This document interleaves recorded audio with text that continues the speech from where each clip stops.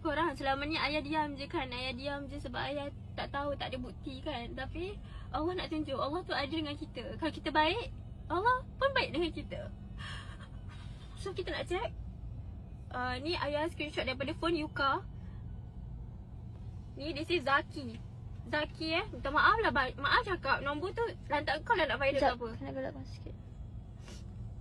Sekejap, tak nampak. Okay. Maaf cakap nombor ni kalau viral pun aku tak tahulah, lantak kau lah pergi mati.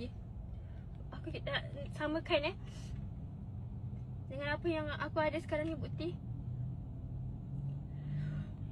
Ini chat kawan baik aku. Kawan baik yang memang baik lah. Yang macam kita curhat macam tu. Apa ada masalah kita cerita-cerita kan.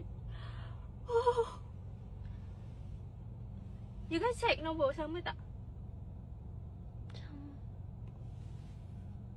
Apa khabar aku masih? Aku tak kawan ni. Aku kawan tapi kau hancurkan relationship aku. Cukup dah, rumah tangga kau dah hancur. Tapi kenapa dekat aku bukan nak buat benda yang sama? Kau rampas kebahagiaan aku. Dah lama kan kau nak angkat? Dah check in belum? Best.